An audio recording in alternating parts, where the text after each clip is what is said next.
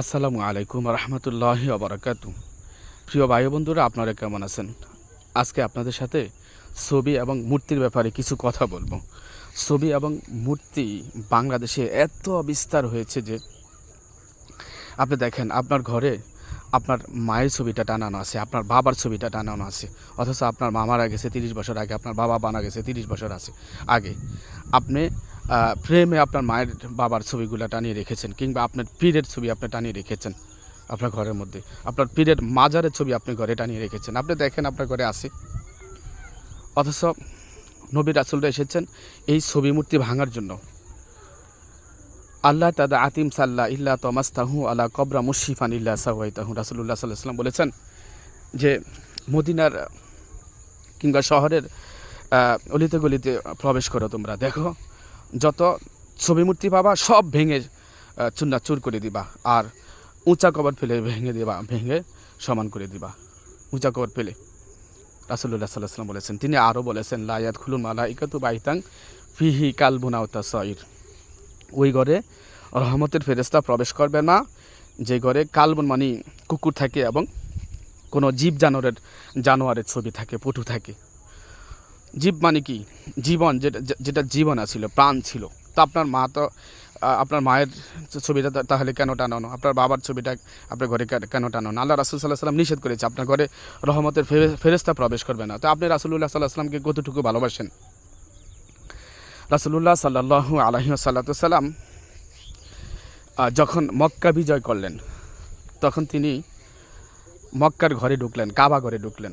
কাবা ঘরে ঢুকে দেখেন যে শত শত মূর্তি, তারা দেবদেবী যেগুলোকে পূজা করতো মূর্তি বানিয়ে রেখেছে। কেউ কেউ বলেছে 360টি, আবার অনেকেই বলে যে ইব্রাহিম আলাইহিস সালামের জবানায় 360টি ছিল, তবে মুহাম্মদ সাল্লাল্লাহু আলাইহি সাল্লামের জবানায়, অর্থাৎ তিনি যখন মক্কা বিজয় করেছেন এর আগ পর্যন্ত 360টি, তার বেশি কিংবা কম মূর্তি ছিল। তো রাসূলুল্লাহ সাল্লাল্লাহু আলাইহি সাল্লাম মক্কার ঘরে ঢুকেই কিন্তু মূর্তিগুলা ভেঙে ফেলেছেন।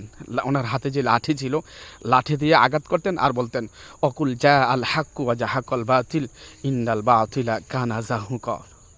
বলুন, হক এসেছে, বাতিল বিতাড়িত হবে, আর বাতিল বিতাড়িত হওয়ারই। রাসূলুল্লাহ সাল্লাল্লাহু আলাইহি সাল্লাম এই কথা বলছেন।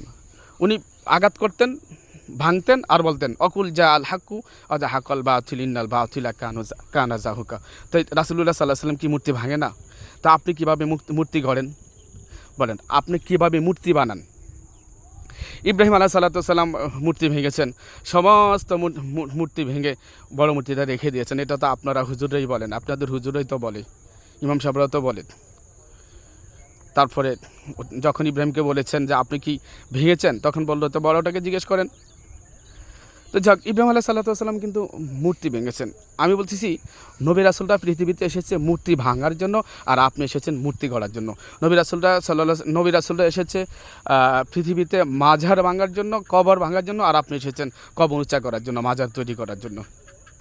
তো রাসূলুল্লাহ সাল্লাল্লাহু আলাইহি ওয়াসাল্লাম এই মক্কার ঘরে ঢুকে যখন ভাঙতে যখন তিনি মানে ভাঙতেছেন, তখনই দেখেন কিছু নবীর ছবি মানে মূর্তি তারা প্রতিমা হিসাবে বানিয়ে রেখেছেন। রাসূলুল্লাহ সাল্লাল্লাহু আলাইহি ওয়াসাল্লাম বললেন, কাতালাল্লাহু কওমান ইউসিরুনা মা লা ইয়াখলুকুন। কাতালাল্লাহ, আল্লাহ এই জাতিকে ধ্বংস করো। কাতালাল্লাহু কওমান ইউসিরুনা মা লা ইয়াখলুকুন। আল্লাহ এই জাতিকে ধ্বংস করো যারা এই মূর্তিগুলি তৈরি করেছে, অথচ এরা কিয়ামতের দিন এই মূর্তিগুলিকে সৃষ্টি করতে পারবে না।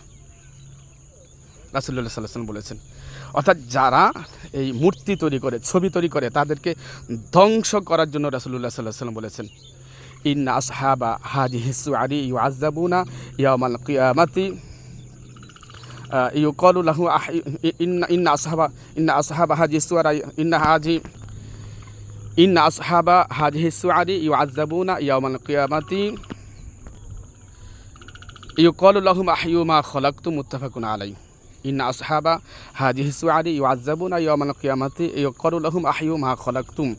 মুত্তাফাকুন আলাইহি।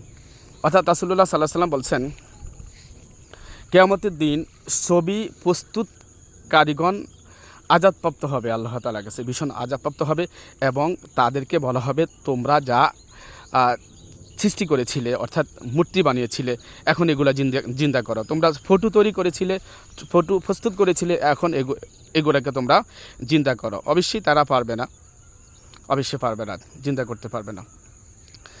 অন্য একটি হাদিসের মধ্যে আব্দুল্লাহ ইবনে মাসউদ রাদিয়াল্লাহু তাআলা আনহু থেকে বর্ণিত, তিনি বলেন ক্বালা সামিতু রাসূলুল্লাহি সাল্লাল্লাহু আলাইহি ওয়াসাল্লাম, যে রাসূলুল্লাহ সাল্লাল্লাহু আলাইহি ওয়াসাল্লামকে বলতে শুনেছি, ইয়াকুলু ইন্না আশাদ্দান নাসি আযাবান ইনদাল্লাহিল মুসাফিরুন, ছবি প্রস্তুতকারীগণ কিয়ামতের দিন ভীষণ আযাবপ্রাপ্ত হবে আল্লাহ তাআলার কাছে। যারা ছবি প্রস্তুত করে, মূর্তি তৈরি করে যারা, কিয়ামতের দিন তারা আল্লাহ তাআলার কাছে ভীষণ আযাবপ্রাপ্ত হবে। তো বলতেছিলাম, ওই যে যখন রাসূলুল্লাহ সাল্লাল্লাহু আলাইহি ওয়াসাল্লাম মূর্তি ভাঙতে মক্কার ঘরে সবগুলি মূর্তিগুলোই ভাঙলেন, পরে আরও কিছু মূর্তি ছিল, ওই মূর্তিগুলি কিছু নবীর ছিল, কিন্তু ওই মূর্তিদের হাতে আবার তীর ছিল, এমনভাবে রেখে দিয়েছে ওই যে তীর, মানে অর্থাৎ ভাগ্য গণনা করতো তীর দ্বারা, মানে এটাই বুঝিয়েছে তারা যে নবী রাসূলরা তীর দ্বারা ভাগ্য গণনা করতো।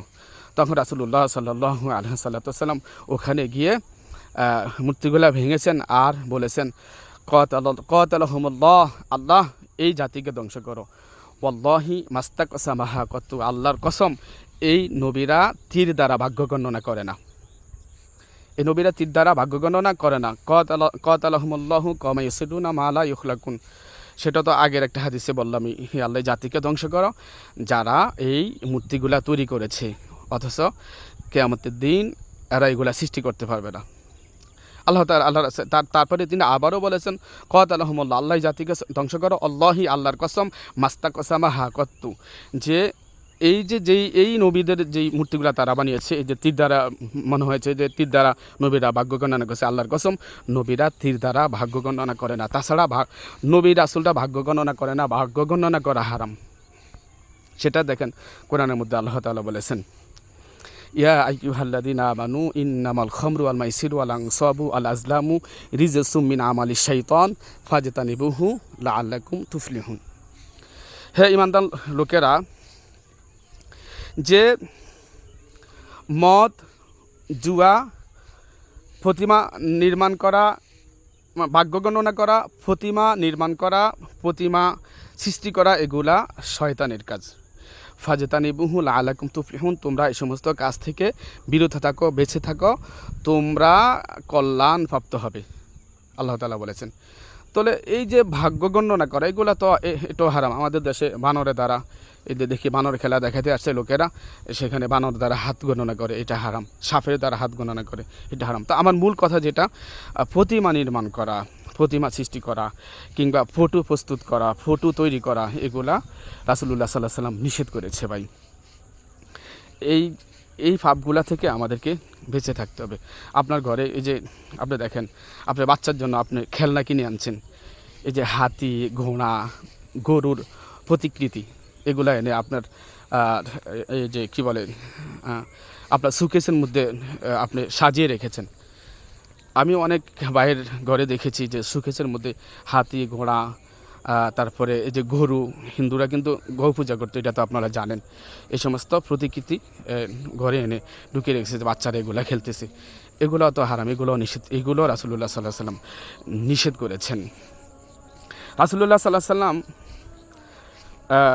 একটা কবুতর ফেলেন, কাঠের তৈরি একটা কবুতর ফেলেন, তিনি সেটাও ভেঙে ফেলেছেন। এই কাঠের তৈরি কবুতর তিনি সেটাও ভেঙে ফেলেছেন, কারণ এটাও তো প্রাণী, কবুতরও তো প্রাণী। তো আপনি কীভাবে হাতি, ঘোড়া, গরু বা অমুসলিমদের প্রতিমা, অমুসলিমদের মূর্তি আপনার ঘরে কীভাবে আপনি রাখেন, পুতুল কীভাবে আপনার ঘরে রাখেন বলেন?